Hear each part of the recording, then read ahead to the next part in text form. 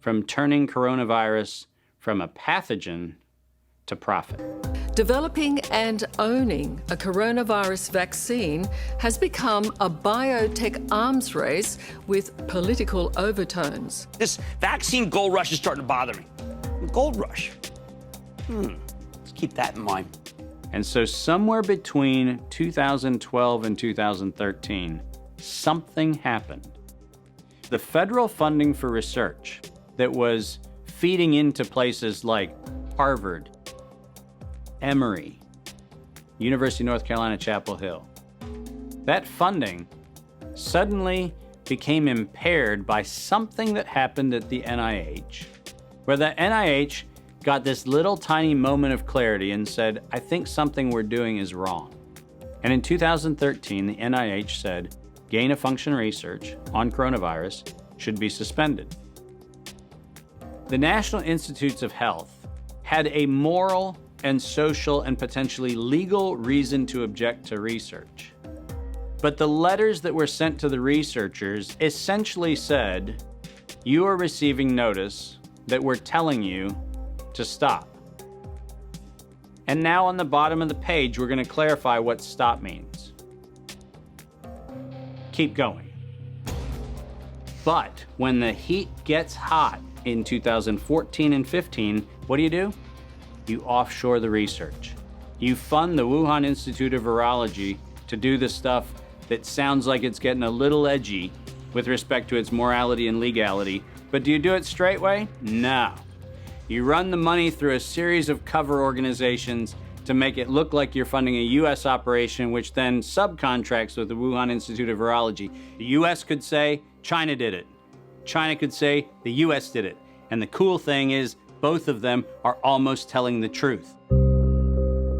Where did the coronavirus come from? There is a new investigation into its origins. U.S. intelligence officials tell NBC News that they are examining whether the virus accidentally came from a Chinese lab. Chinese officials pushing back against that claim on Thursday, tweeting that it might be the U.S. Army who brought the epidemic to Wuhan. I was the first person in the world to look at an epidemic and study its characteristics and prove that it was due to biological warfare and was not a natural occurrence. So I published that 28 years ago. Early in this pandemic, I did not think the coronavirus was a natural occurrence from bats. I feel quite convinced that this was a laboratory-designed organism. There have been hundreds and hundreds of leaks from high-containment laboratories that do research on pathogenic coronaviruses and other potentially lethal organisms. I was particularly interested in a paper that came out in Nature Medicine by 5 scientists claiming, and it was definitely a natural occurrence rather than a lab construct. But the arguments they used did not hold water. They didn't really make a lot of scientific sense. And yet all kinds of very important people started parroting what this paper said. And so that, of course, got me scratching my head saying, why are these people risking their reputation when it's obviously illogical, doesn't hold water? Somebody must have made them publish this, and somebody must have told these other people that they have to say it's a great piece of science. You were quoted as saying it was a meticulous job done professionally. It could be done by somebody very expert in molecular biology, I think. Et c'est pas naturel, c'est ce que vous voulez dire? Non, ce n'est pas naturel, c'était un travail de professionnel, un travail de biologiste moléculaire. C'est un travail très minutieux, on peut dire d'horloger, on peut dire au niveau des séquences. Mais dans quel but? Dans quel but, ça, ce n'est pas clair. Moi, j'expose, si vous voulez, mon travail, c'est d'exposer les faits, c'est tout. See, the problem with all of this is the evidence is right in front of our face. And when confronted with evidence, we are told fact checkers are somehow transcendent. The pace of our modern world makes it nearly impossible for working people to research the events and policies that shape their lives. When seeking answers to life's most pressing questions, where do we go first? Google. Enter the subject, hit go, and there it is. only what they want us to see. In today's culture of copy and paste journalism, it's common for hundreds of unrelated outlets to feature the exact same report. This is not the result of laziness. This is by design. When we see identical headlines across seemingly unrelated platforms, the logical mind concludes, well then, it must be true. The illusion that numerous news sources have arrived at the same conclusion gives us confidence to share the chosen narrative. And just like that, we become the unwitting pushers of propaganda. Search engines are the holy grail for those seeking to control the narrative. Google is already more powerful in terms of its control over people's lives than almost every government on the planet. As the most influential search engine in the world, through its ubiquitous reach, Google has more power to influence U.S. elections than any foreign nation. You testified before this committee. You said in subsequent elections, Google and Facebook and Twitter and big text manipulation could manipulate as many as 15 million votes in a subsequent election? And the methods that they're using are invisible, they're subliminal, they're more powerful than most any effects I've ever seen in the behavioral sciences, and I've been in the behavioral sciences for almost 40 years. The blacklists is something that Google said didn't exist, and they testified that under oath. And nothing but the truth, so help you God. I do. Now, me as an engineer, I just did a search on Google's internal search engine, and guess what I found? It had blacklisted search terms like cancer cures. Why is Google deciding what people can and cannot search for? What was once an efficient tool for navigating the world of information is now a network for global surveillance, data collection, and social engineering. Now let's take a look at a few of the most commonly used fact checkers, beginning with Snopes.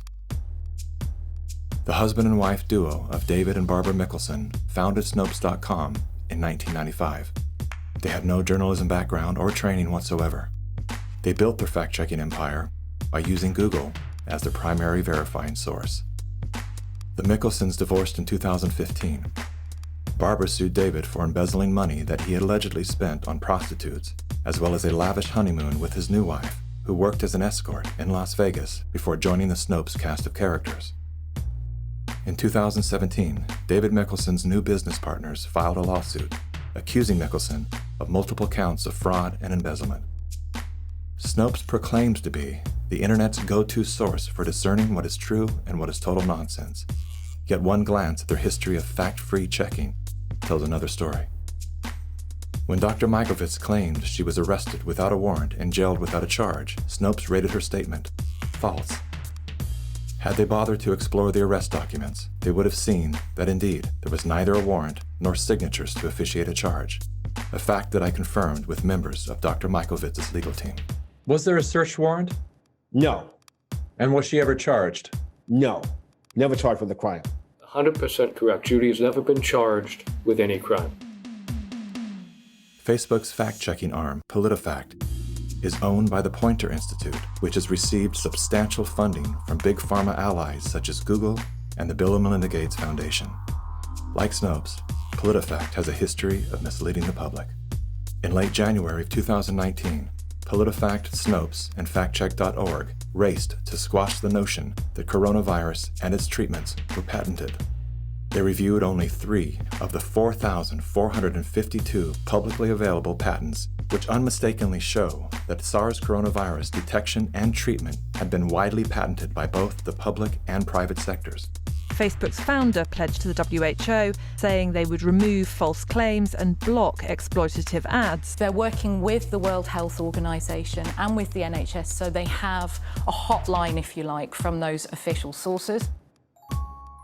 Wikipedia is the go-to destination for introductions to people, places, and things. Even the all-knowing Amazon Alexa calls on this digital encyclopedia. Alexa, who is Dr. Judy Mikovits? According to Wikipedia, Judy Ann Mikovits is a former American research scientist who is known for her discredited medical claims.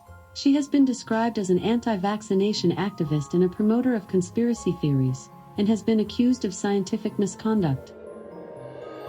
Wikipedia is supported by the Wikimedia Foundation, a nonprofit parent organization with a long history of politically tied funders. Many named, many anonymous. What exactly does a Wikipedia donor receive in exchange for their generosity? What began as an unbiased open source platform is now weaponized to undermine the work and reputation of anyone deemed a threat to its stakeholders. And once they smear you, they lock you out for making corrections to your own bio. In summary, most independent fact checkers are neither independent nor factual. Simply put, they are political spin machines.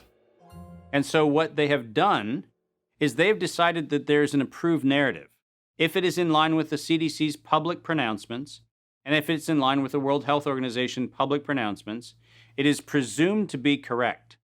I don't have to remind many Americans that the Center for Disease Control was the one that said you should use DDT in your homes.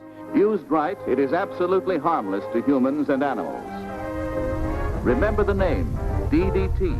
It spells certain death. A scientific panel today reported that pesticides may indeed represent a grave threat to mankind. Remember the swine flu scare of 1976? That was the year the U.S. government told us all that swine flu could turn out to be a killer, and Washington decided that every man, woman, and child in the nation should get a shot to prevent a nationwide outbreak, a pandemic. Well, 46 million of us obediently took the shot.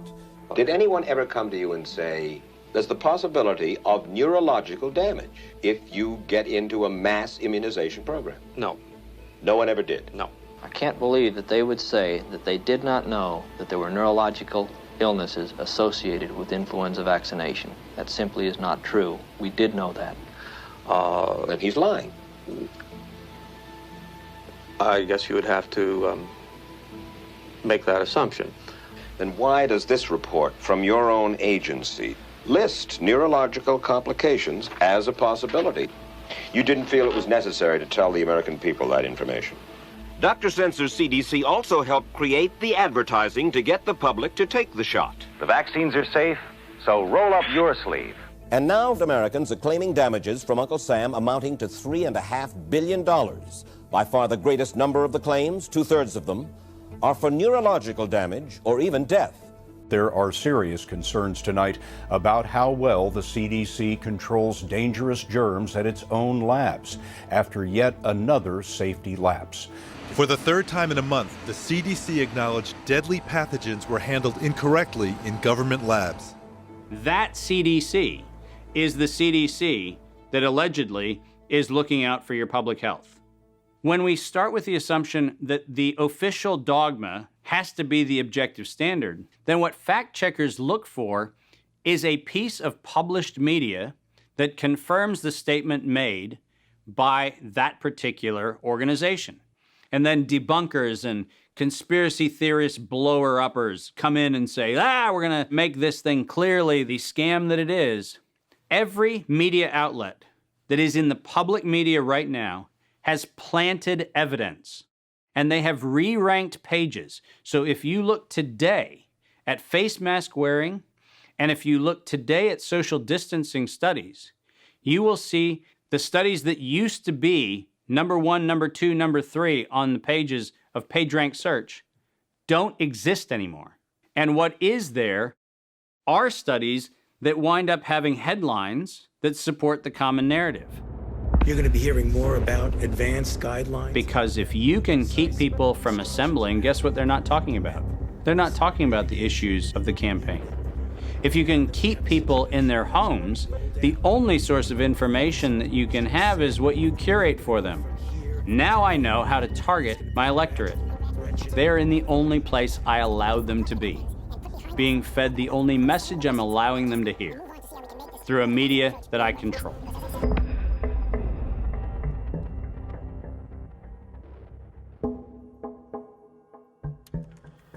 Since the invention of the printing press, there's been a battle to control disseminated information. In the early 1900s, oil tycoon John D. Rockefeller took control of every newspaper and news editor of his era. He became America's first billionaire, paving the way for the power-hungry ever since. Thus began the gold rush for the modern world's most precious resource, the narrative. Do you have any people being paid by the CIA who are contributing to a major circulation American journal? During a Senate committee investigation, it was revealed that the CIA had been conducting a covert operation to infiltrate and control U.S. media. They called it Operation Mockingbird. We do have people who submit pieces to American journals. Do you have any people paid by the CIA who are working for television networks? This, I think, gets into the kind of details, Mr. Chairman, that I'd like to get into in executive session. Over 3,000 CIA contracted and trained operatives were placed in key positions within top media outlets. Posing as editors and journalists, these well-paid actors never dared to question the effect of their lives on the world beyond their cozy studio. How often does the CIA manipulate the media in this way? It goes beyond your wildest imagination. Setting up student organizations so they could draw radical students in. 5,000 university professors co-opted to help the CIA manipulate people's minds. Journalists in the U.S., including big-name journalists, co-opted to function routinely to help the CIA put out stories and biases to the world. As this 1952 CIA memo says, the aim is controlling an individual to the point where he will do our bidding against his will. It's a great brainwashing process to change the perception of reality of every American to such an extent no one is able to come to sensible conclusions in the interest of defending themselves, their families, their community, and their country. Would you say that continues today? Well, I would think probably for a reporter it would continue today, but because of all of the revelations, I think you've got to be much more careful about it. So how do we know that Operation Mockingbird still isn't in effect? Well, we don't. It was the Telecommunications Act of 1996 that opened the door for predatory corporations to monopolize the industries of print and broadcast. This bill protects consumers against monopolies. It guarantees the diversity of voices. Today, a handful of corporate empires own and control the vast majority of everything you read, hear, and watch. From the biggest movie studios, television and radio networks, newspapers and magazines, to the vast universe of internet news and entertainment sites. Amazon has transformed its operations in response to COVID-19 to protect employees and keep packages flowing. The company is keeping its employees safe and healthy while still delivering those packages to your doorstep. The company is keeping its employees safe. The company is keeping its employees safe. Millions of Americans staying at home are relying on Amazon. And that is how it works. It's like a house of mirrors, where you're seeing the same thing over and over and over again, except it's distorted. There's an industry that is paid to go after and target journalists, whistleblowers, and inundate our consciousness and the images we see to try to ruin, destroy, or smear the idea that they don't like or the person who's delivering it. You smear somebody with falsehoods and all the rest, and then you merchandise it. And then you write it, and they'll say, see, it's reported in the press, so they have that validation that the press reported the smear, and then it's called the wrap-up smear. Now I'm going to merchandise the press's report on the smear that we made. And it's a tactic. Welcome back, everybody. News personalities are not the only high-paid actors to serve the propaganda machine. Most late-night talk shows are owned by the same corporate overlords and thus follow the same script, only laced with a laugh. Our main story tonight concerns conspiracy theories. Last Week Tonight with John Oliver featured a skit entitled Coronavirus Conspiracy Theories. Like the claim that the moon landing was faked. First thing to note here is that Mr. Oliver opens with commentary about conspiracy theories that are completely unrelated to coronavirus. This is a standard tactic used by propagandists to set a tone so that anything that follows will be seen through the lens of absurdity. Plandemic, a pseudo-documentary filled with a hodgepodge of conspiracy theories. Mr. Oliver then does his best to debunk Dr. Judy's claim that she was arrested but never charged with a crime. She was absolutely criminally charged. This was not an oversight, but a blatant lie. Prior to the taping of this episode, Mr. Oliver had the official arrest documents that clearly prove that Dr. Judy was never charged with a crime. Mr. Oliver then attempts to debunk the idea that a beach, aka nature, holds any value in boosting our body's natural immune system. Instead of challenging the point with science, he kills it with a smear. Everything that you just said is insane. Television is not the truth. We deal in illusions, man. None of it is true. But you people sit there day after day, night after night, all ages, colors, creeds. We're all you know. You're beginning to believe the illusions we're spinning here. You're beginning to think that the tube is reality and that your own lives are unreal. This is mass madness, you maniacs. In God's name, you people are the real thing. We are the illusion. So turn off your television sets. Turn them off now. Turn them off right now. Turn them off and leave them off. Turn them off right in the middle of the sentence I'm speaking to you now. Turn them off. In 1979, the world decided that we needed the Bayh-Dole Act because we needed to reform our patent system. And one of the modifications was we allowed recipients of federal funding to patent and retain economic interest in the research that the public paid for. You get a $5 million grant from the taxpayer, and then you get to charge the taxpayer a premium for the technology they paid to develop. Pfizer is going to get nearly $2 billion.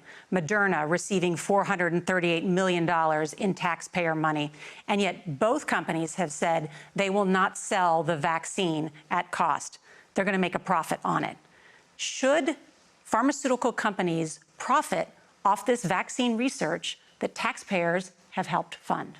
And the Bayh-Dole Act failed the American people because rather than standing on the shoulders of giants, we now kneel at the feet of greed. My systems flagged anomalies when I started seeing nonprofits and corporates and cover financing for coronavirus programs in the late summer and fall of 2019. Our first red flag came out when we read the World at Risk scenario. Now, there is an organization called the Global Monitoring Preparedness Board. This organization is a part of the World Health Organization, and this board includes Dr. Elias from the Gates Foundation and Anthony Fauci from NIAID. These two individuals, plus the director of the Center for Disease Control in China, come out with a recommendation that says that by September 2020, 2 global pandemic preparedness exercises have to be completed. And one of them has to be done on the release of a respiratory pathogen that then gave rise to an October event, Event 201. On behalf of our partners in the Bill and Melinda Gates Foundation. Event 201 took place 5 months before COVID-19 was declared a pandemic.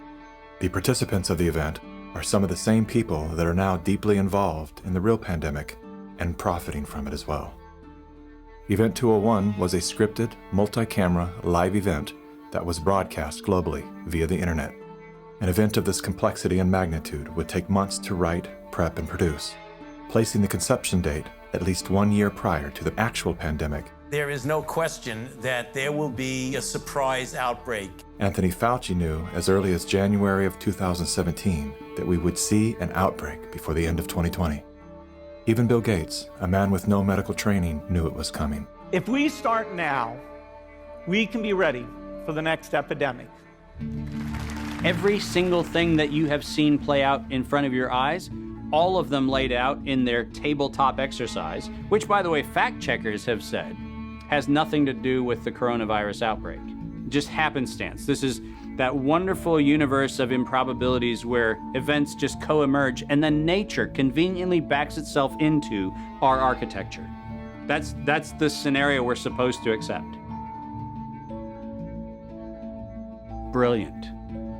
Some countries have banned travel from the worst affected areas. The president has made a decision to suspend all travel to the United Kingdom and Ireland. Dis and misinformation circulating over the internet. Across the world, misinformation about the virus is being shared online. A significant demand for N95 masks and gloves are on the rise. The demand for N95 masks to prevent the deadly airborne virus has surged. We could eventually have 52 million treatment courses per year, but it will take many months to get there. We're still many months out from having something that we can really deploy to the public. And 65% of those polled are eager to take the vaccine, even if it's experimental. A new poll finds that 49% of Americans say they would get a COVID-19 vaccine should an effective one be discovered. I'm curious, who wrote the Event 201 script? If the visionaries of the event knew at least 1 year in advance what was needed, why didn't they take care of those things? Considering that Bill Gates has donated half of his fortune to make the world safer, why didn't he help to better prepare our hospitals and frontline workers? Why didn't any of the event's wealthy sponsors do something?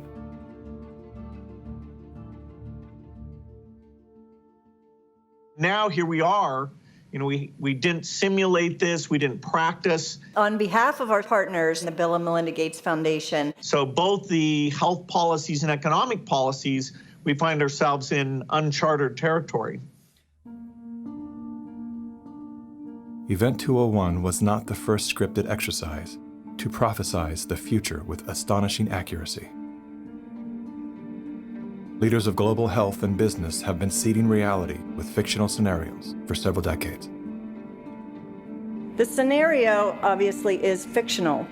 1 year prior to Event 201, many of the same sponsors, hosts, and actors came together to produce a tabletop pandemic simulation for a fictional virus they branded Clade X. 1 year to produce a vaccine for this is too long. We should have stockpiled, we didn't, but we're going to have to look at that vaccine question to see if we can speed up the delivery. And if we do not have the public with us, we're in big trouble. In 2010, the Rockefeller Foundation released a 54-page document called Scenarios for the Future of Technology and International Development. Page 18 features the pandemic scenario, Lockstep, a world of tighter top-down government control and authoritarian leadership, with limited innovation and growing citizen pushback. China's government was not the only one that took extreme measures to protect its citizens from risk and exposure. During the pandemic, national leaders around the world flexed their authority and imposed airtight rules and restrictions, from the mandatory wearing of face masks to body temperature checks at the entries to communal spaces like train stations and supermarkets. Even after the pandemic faded, this more authoritarian control and oversight of citizens and their activities stuck and even intensified. We are living in a time where leadership, unfortunately, is compromised. And by that I mean that individuals are placed in power for their ability to be influenced, not their merits of leadership. Nothing could be clearer than the leadership of the World Health Organization. The World Health Organization is the institution granted exclusive power to guide and protect the health and wellness of humanity. The WHO is sustained by private donations, the bulk of which are made by pharmaceutical and biotech corporations who have a vested financial interest in the organization's support. In 2017, the Associated Press reported that the WHO routinely spends about $200 million a year on travel expenses, more than what it spends to fight some of the biggest problems in public health, including AIDS, tuberculosis, and malaria combined. The WHO's repeated issuing of inaccurate and bad advice is not merely the result of incompetence, but rather the direct result of the Communist Party of China deliberately buying out WHO's leadership. On the nomination of the Executive Board, appoints Dr. Tedros Adhanom Ghebreyesus as Director General of the World Health Organization. Tedros Ghebreyesus is the World Health Organization's first Director General that isn't a medical doctor. No Tedros for WHO! No Tedros for WHO! The appointment to the organization's highest position was controversial, given that in his previous role as Ethiopia's health minister, Tedros was accused of covering up 3 major health epidemics. Tedros is no stranger to controversy. As a former Minister of Health in Ethiopia, he has been accused of an alleged cover-up of 3 possible cholera epidemics. Prior to his appointment, Tedros was a high-ranking member of the Tigray People's Liberation Front, a brutal and corrupt political group responsible for crimes against humanity, including bombings, kidnappings, tortures, and killings. How does a man with such a controversial past score the top position at the world's most influential health organization? I have known Bill and Melinda for many, many years now. While serving as Ethiopia's health minister, Tedros became intimately intertwined with both the Gates Foundation and the Clinton Foundation. The health minister of Ethiopia, one of the ablest public servants I ever worked with. With the backing of the two most powerful foundations on earth and the full support of the Communist Party of China, Tedros was a shoo-in. We will have many body bags in front of us if we don't behave.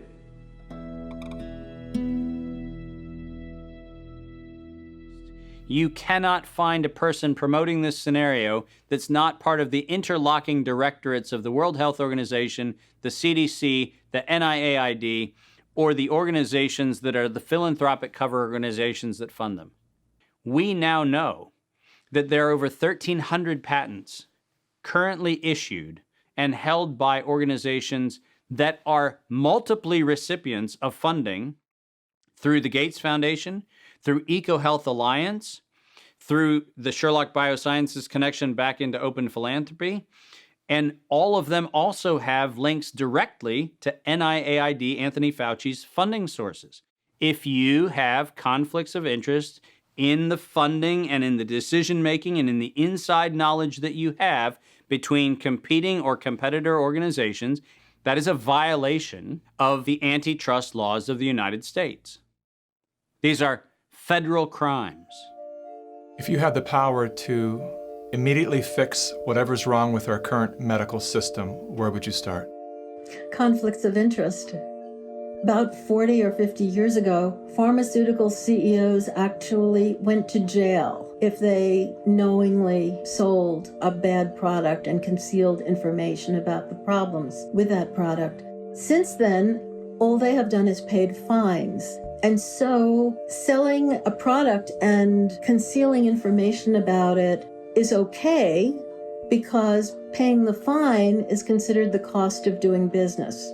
How did the pharmaceutical industry come to capture the rest of the medical industry? And it's because they had so much money to bribe the NIH, the CDC, the FDA, the professional associations, the journals, the medical schools, and everyone else. Around the same time that John D. Rockefeller seized U.S. media, he also hijacked U.S. medicine. When it was discovered that drugs could be produced from petroleum, America's top oil mogul ordered his army of propagandists to invert reality accordingly. Medicines used for thousands of years were suddenly classified as alternative, while the new, petroleum-based, highly addictive, and patentable drugs were declared the gold standard. After buying the German pharmaceutical company that manufactured chemicals of war for Adolf Hitler, Rockefeller leveraged his political influence by pressing Congress to declare natural healing modalities unscientific quackery. Rockefeller then took control of the American Medical Association and began offering massive grants to top medical schools under the mandate that only his approved curriculum be taught. Any mention of the healing powers of herbs, plants, and diet was erased from most medical textbooks. Doctors and professors who objected to Rockefeller's plan were crucified by the media, removed from the AMA, and stripped of their license to teach and practice medicine. Those who dared to speak out were arrested and jailed. When evidence began to emerge that petroleum-based medicines were causing cancer, Mr. Rockefeller founded the American Cancer Society, through which he suppressed that information. John D. Rockefeller is duly credited as the founder of the pharmaceutical industry, and the reason that medical error is currently the third leading cause of death in America. This is not an indictment against doctors. More than anyone, they are under the stranglehold of the single largest lobbying power in Washington. Every year, the pharmaceutical industry spends at least twice the amount as big oil to influence laws, policies, and public perception. Thanks to Mr. Rockefeller, the architect of American monopolies, no industry has more power over our lives than Big Pharma. Part of the problem, and this, by the way, goes back to the 1980s with Microsoft, is Bill Gates found out that it was very difficult to manufacture a way to navigate through the patent universe, saying that it's Microsoft holding the patents. And he became the architect of a very cunning program of putting patents in holding companies that didn't have anything to do with the name of the organization. According to legend, young Bill Gates built his computer empire out of his garage. Reality tells another story, that Bill Gates was born into wealth and privilege. Both his grandfather and great-grandfather were banking moguls. His father, William Gates Sr., was a prominent Seattle-based lawyer and political lobbyist. Through his father, Bill Gates learned the ins and outs of law and politics and how to manipulate those governing forces. I'm Bill Gates, chairman of Microsoft. Bill Gates dropped out of college to start Microsoft. He is credited with inventing the operating system that became Windows. However, he played no part in the invention of Windows. The fact is, he bought an existing operating system from Seattle Computer Products, had it modified, then licensed it to IBM. That didn't stop him from taking all the credit. I don't see Bill Gates as this great creative person. I see him as an opportunist. While Microsoft's co-founder Paul Allen was struggling with cancer, Bill Gates seized the opportunity by attempting to cheat him out of his share of the company's fortune. They were basically talking about how they were planning to dilute my share down to almost nothing. And it was really a shocking and disheartening moment for me. And you were sick? Well, I think I was still probably in the middle of radiation therapy.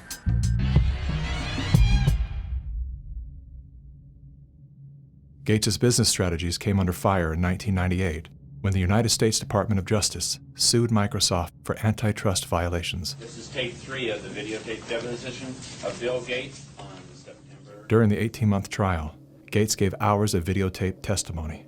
What were the non-Microsoft browsers that you were concerned about in January of 1996?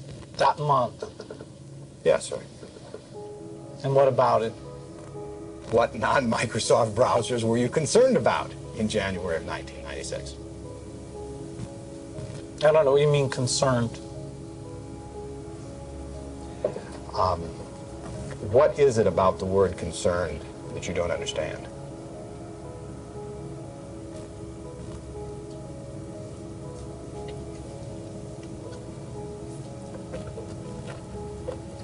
I'm not sure what you mean by it. The Justice Department has charged Microsoft with engaging in anti-competitive and exclusionary practices designed to maintain its monopoly in personal computer operating systems.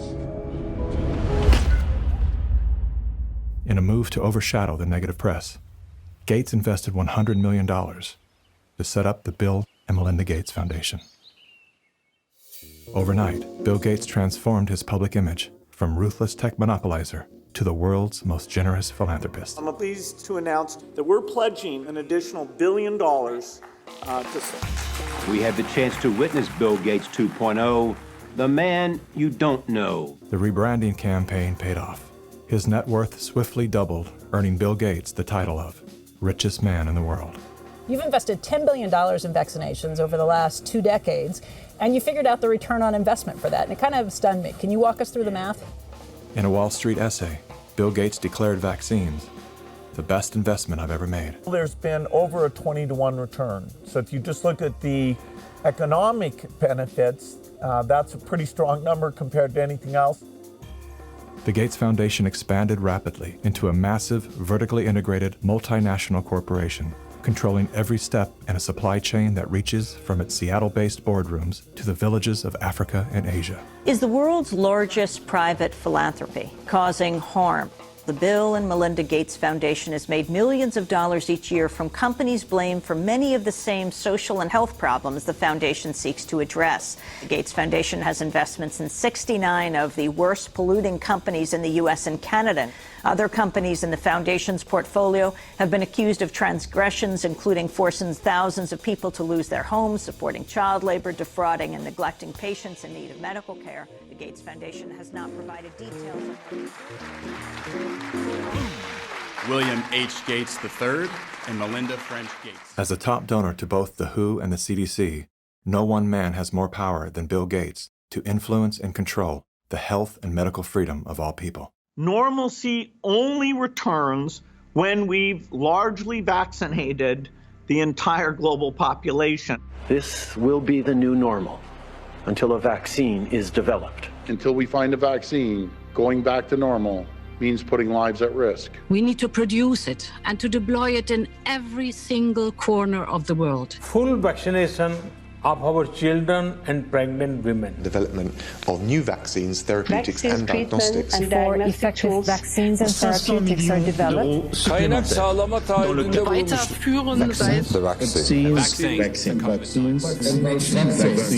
We've already bought the syringes. We already know where it's going to happen. We're thinking about what that's going to be. It's all part of this plan. Our military is now being mobilized, so at the end of the year, we're going to be able to give it to a lot of people very, very rapidly. In 1986, President Ronald Reagan signed the National Childhood Vaccine Injury Act, granting total immunity to vaccine manufacturers. After a decade of lawsuits related to vaccine injuries and deaths, vaccine makers were going bankrupt. In a move to coerce policymakers, vaccine companies threatened to stop making vaccines until they could be legally shielded from liability. To this day, when someone is injured or killed as the result of an adverse reaction, it is the U.S. taxpayers that pay for the damages. Welcome back. Were several Indian tribal girls used as guinea pigs? The report alleges that 2 American pharma giants' untested vaccine was administered to thousands of tribal girls without proper study and paperwork. India was among the hardest hit after Bollywood celebrities were incentivized by the Gates Foundation to urge the public to submit to mass vaccinations. In 2009, tribal children were administered the HPV vaccine. Over 24,000 girls were told they were being given wellness shots, in many cases without the informed consent of a parent or a guardian. The people that were administering these vaccines lied to the guardians of these girls and told the girls, oh, this is going to cure cancer, you're never going to have cancer. And these girls became severely injured. Some of them developed seizures, some of them developed cancer, and 7 girls died. And there was no insurance, there was no assistance for them. And the Gates Foundation denied that it had been clinical trials. And it was so bad that the parliament in India created a task force, they studied it, and they kicked out the Gates Foundation. But India is a barbaric country. Things happen here in a very barbaric way. But I was surprised to find an American organization operating in broad daylight, doing things in a very, very, let's say, Indian fashion.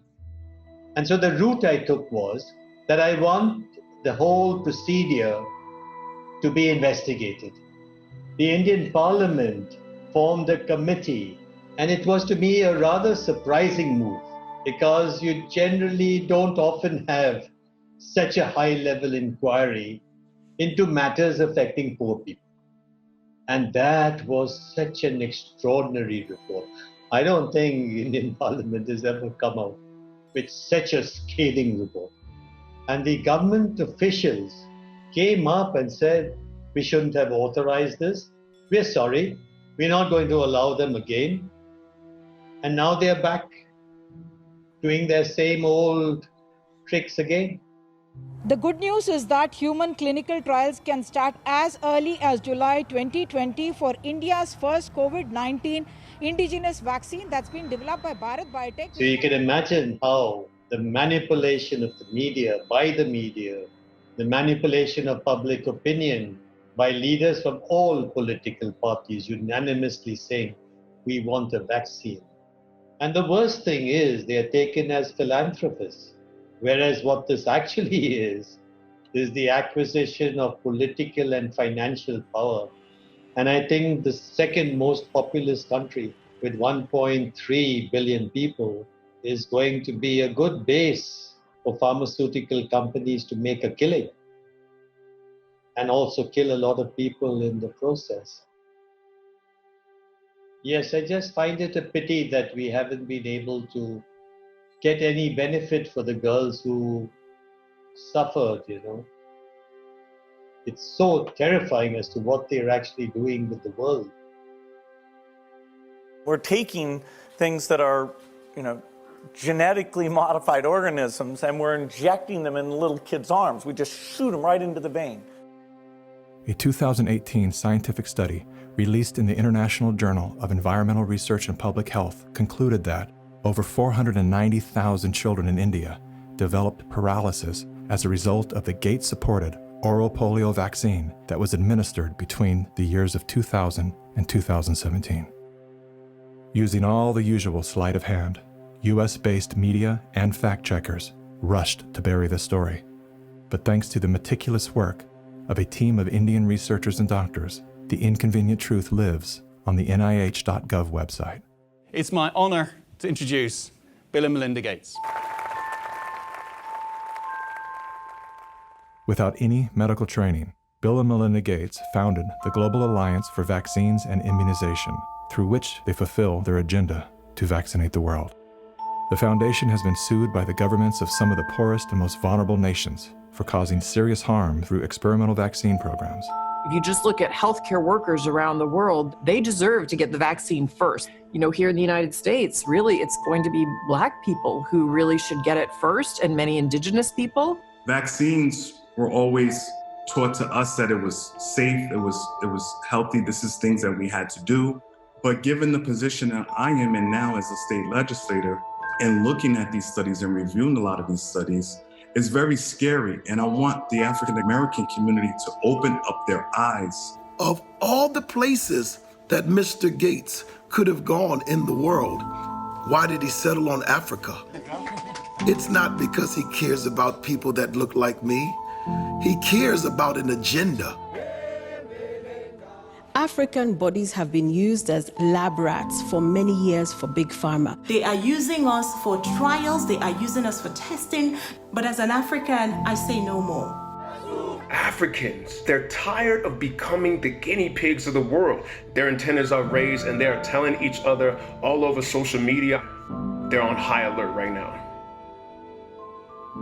There is a policy of the American government. It's called the Kissinger Report, which was produced in the mid-70s. And it explicitly states that the purpose of the foreign policy in Africa was to reduce the population, because they have great mineral resources there. At the time, Kissinger and those involved with the Carter administration wanted to shrink the population, make sure that the Africans do not develop and do not use the resources for themselves, because we in the States, we need them. There is a concerted effort of foreign powers to control the population of Africa. Some children did survive the botched vaccinations last month and will recover, but 15, all under the age of 5, died from fever, vomiting, and diarrhea. Human errors contributed to the unfortunate deaths of the children. How can you believe Big Pharma, but not believe these parents when they tell you that their children have been injured by Big Pharma? I don't care how big this corporate machine looks. As a parent, I can tell you, these people will never stop fighting for their kids.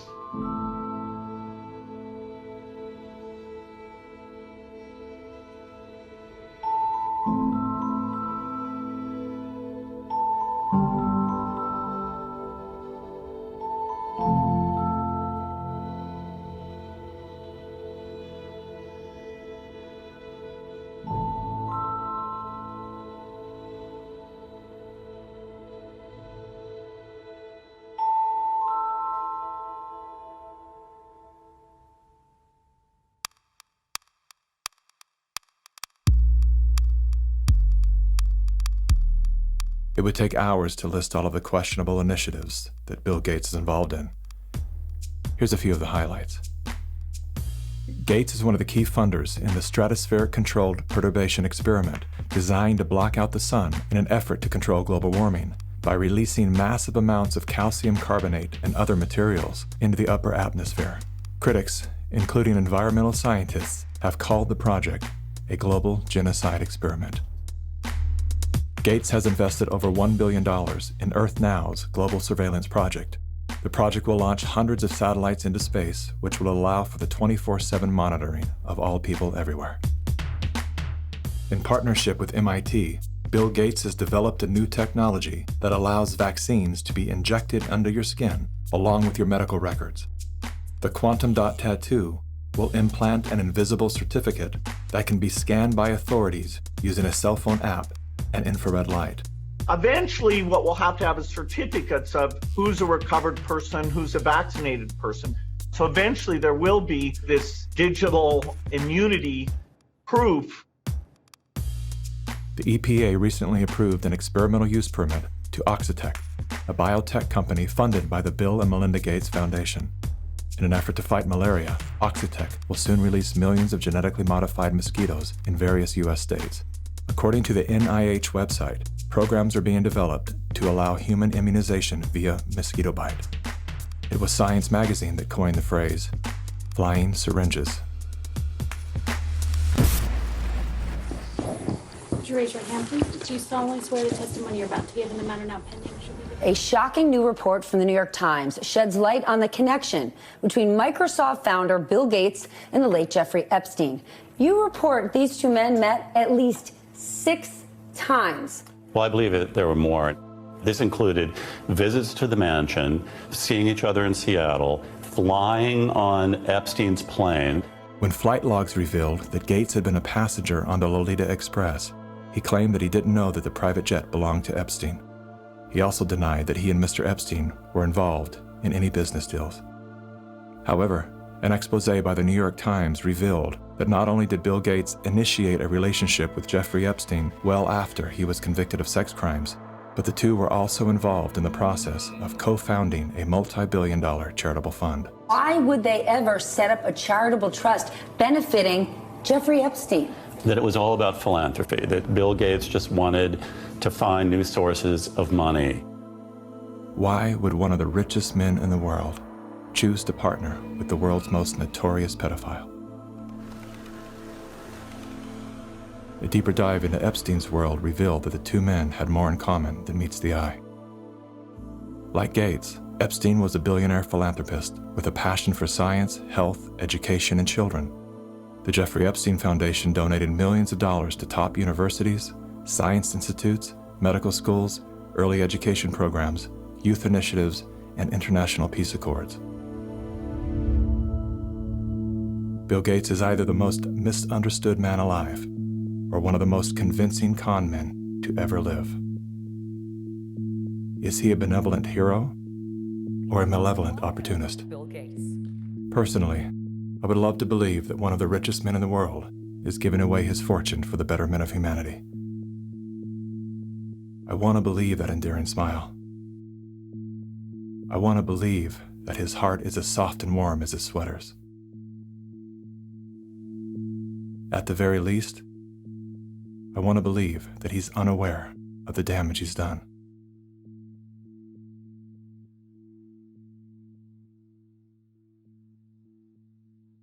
I'm happy to announce that we've discovered a vaccine. We no longer have to live in fear. Everyone can get back to their normal lives. It's the great hope galvanizing the world. A vaccine for COVID-19. But are we being sold a lie? After all, COVID-19 is the 7th coronavirus to strike mankind, and we've never found a vaccine for any of them. The shortest time anybody's ever found a vaccine against any disease that I'm familiar with is about 7 years. The average time is 20. To be talking about a magic bullet coming in months, it borders on the absurd. People like myself and Tony Fauci are saying 18 months. A year to a year and a half. If everything went perfectly, we could do slightly better than that. But there will be a trade-off. We'll have less safety testing than we typically would have. And so governments will have to decide, do they indemnify the companies and really say, let's go out with this? something that people should know about COVID-19 vaccines is they fall today under the PrEP Act, which came into being after 9/11 and after an anthrax scare. And this law gives virtually blanket liability protection. It's basically impossible to get any kind of compensation if you're injured. So people need to understand that if you take COVID-19 vaccines, you are absolutely on your own. If you're permanently injured, if you lose your job, if your healthcare expenses go through the roof, tough luck. Volunteers all across the country began getting shots today as part of the final phase of testing for an experimental vaccine being developed by the NIH and the drug company Moderna. The side effects for the Moderna vaccine sound concerning. We looked. After the second dose, at least 80% of participants experienced a systemic side effect. So, are these vaccines safe? Well, the FDA, not being pressured, will look hard at that. The FDA is the gold standard of regulators, and their current guidance on this, if they stick with that, is very, very appropriate. And you know, the side effects were not super severe. That is, it didn't cause permanent health problems for the things there. Moderna did have to go with a fairly high dose, and so to get the antibodies. This isn't a vaccine story. This is a population management story. If your goal is to make this beautiful earth that we live on an exclusive playground for the entitled few, then populations that get in the way are a problem. And it is the empirical impulses of individuals who have decided that by outranking the rest of humanity, they can dictate upon humanity the conditions of their existence. Now we need to go and look in families to find those people who may be sick and remove them and isolate them. This bill enables the police to enter a home without a warrant. Madam Speaker, the police have never held that power. We will find out who lives in the house. If it's someone that is refusing, we will definitely consult with our health officer to look into next steps. So the Sheriff's Department and the Health Department showed up at her door with orders for her and her husband to wear ankle monitors. The couple says they never denied self-quarantining. You will no longer be able to leave home. Only one person will be able to go shopping once per day. Recreational activity is now no longer allowed. You will be allowed to have 1 hour of exercise no further than 5 kilometres from your home. Are you serious? Just for not having a mask? For no mask? Are you serious? We will shut you down. We will cite you. And if we need to, we will arrest you and we will take you to jail. You know the old expression about snitches? Well, in this case, snitches get rewards. Some people are ratting their neighbors out, calling the police, but others are turning to the internet, where social distance shaming has gotten ugly. In a time of crisis, trying to force compliance upon a population by making neighbors and friends distrust one another is exactly the opposite tactic we actually need. When human societies lose their freedom, it's not usually because tyrants have taken it away. It's usually because people willingly surrender their freedom in return for protection against some external threat. That's what I fear we are seeing now. This is a cognitive dissonant moment, which is being imprinted in your brain, just like remember the Great Depression, remember 9/11. Weapons of mass destruction. We are being conditioned to have the excuse for unbelievable acts of tyranny, which will be justified by remember 2020. And your loved ones, those that die, those that are infected, they're being used as cannon fodder, which is the ultimate desecration of their honor and integrity. And this is also a test of humanity, to see how much of our liberty we will let go before we finally draw the line under enough.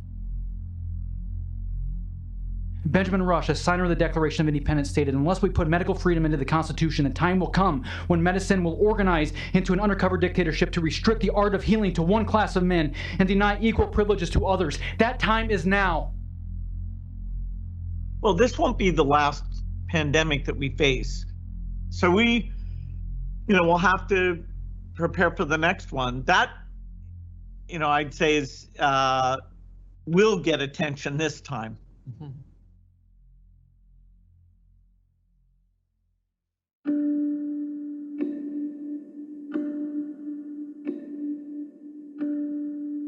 This is not a time for us to go in a mob frenzy, find the perpetrators and haul them into the town square and pillory them.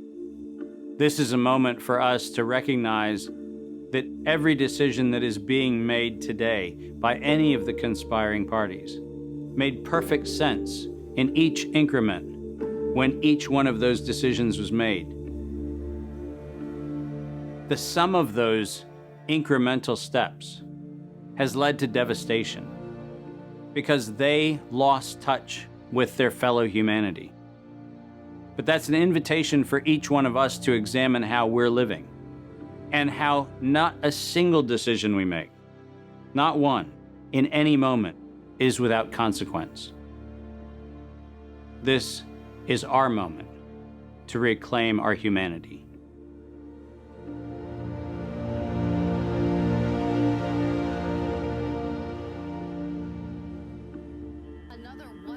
Our lives are shaped and guided by stories. The stories we're told become the stories we tell. The more we hear them, the more we believe them.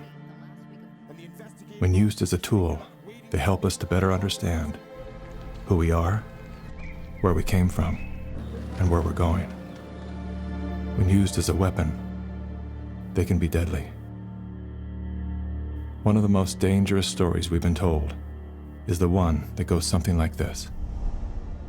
Humanity is a failed experiment. We are parasites, a cancer, a virus. Human beings are a disease. It is a myth that permeates our movies, our music, our media, and our minds. As they say, repeat a lie often enough, it becomes truth.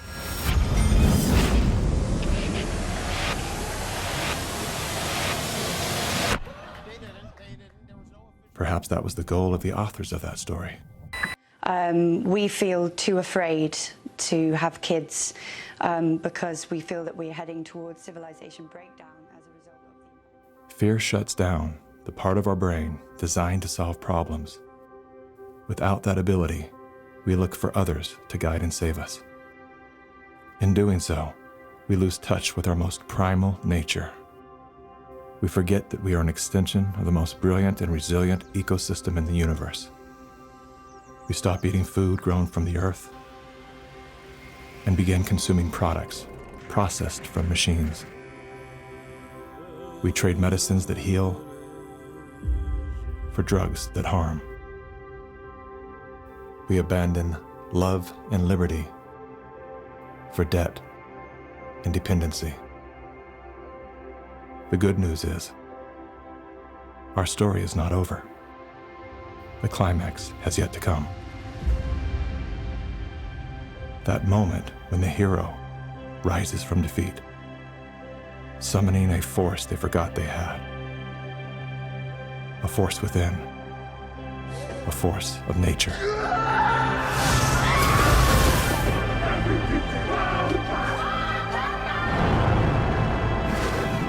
People are the real thing. This nation will rise up. A new generation of Americans. It's time to think about the future generation.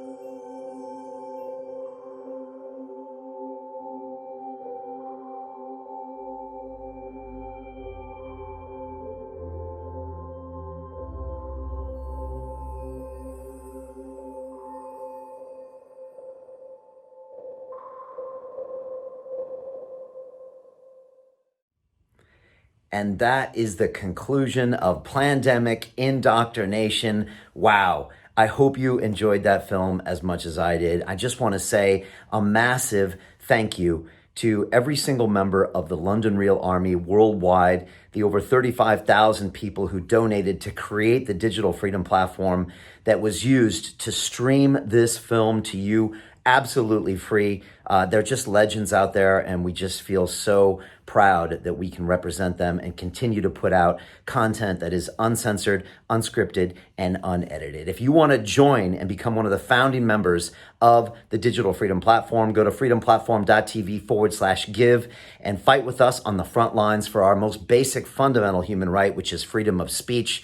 I would really appreciate that. We also have got some t-shirts and swag for some of the big donors. Also, if you could click on the sidebar right now and share this to all of your friends and family, email, text messages, all your social media platforms. This video will be free to play, hopefully for eternity. So please share that now.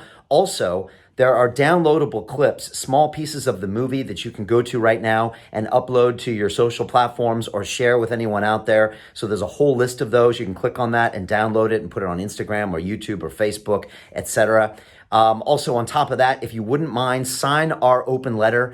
I wrote it to governments, to media companies, to regulators. It's freedomplatform.tv/letter. We've got over 200,000 signatures, and we really want to show these governments that we want the legislation for digital freedom of speech. Super, super important. Also, big announcement. I've got the director, Mikki Willis of Plandemic, on London Real. And it's happening Wednesday, August 19th at 5 p.m. UK time. That will be streamed live on the Digital Freedom Platform. So we're super excited to talk to Mikki all about the movie, how he made it, what the narrative was, everything that's going on in his mind. So I'm super excited about that. And look, finally, we have the London Real Academy. So if we can help with anything that you need, whether that means starting a business or starting a podcast or anything, that's what we do. We're specialists at that, and I would really love to help you all out. So again, thank you so much. I really appreciate all of the members of the London Real Army and everyone who donated their hard-earned money to fight with us on the front lines for your human rights. Again, freedom of speech and freedom of the press. It's so important to be able to stream these things now because we're not getting any help from these trillion-dollar technology companies, from our governments, from mainstream media. So I really appreciate everybody in the London Real Army. Again, if you want to be a founding member, go to freedomplatform.tv/give. And finally, always join us and follow us on LondonReal.tv. We've got over 800 incredible conversations. Follow us on Instagram and our social platforms. Subscribe on YouTube because we are just getting warmed up. As I said before, we are not here to take part. We are here to take over. And I believe that censorship is one of the greatest enemies we have right now. And look, I might not agree with everything you have to say, but I will defend to the death your right to say it. So join me on the front lines. I appreciate you so much. Let's get this movie out to as many people as possible, hopefully billions, and let's really create a change and build a world that we'll be proud to pass on to our children and our grandchildren. So on behalf of myself and the whole team here at London Real, thank you so much for being a part of this. Thank you, Mikki Willis and the team, for making this incredible documentary. Now let's go out there and create real change and really make this world a much better place. All right? Much love from me. Sending you all the best. Take care.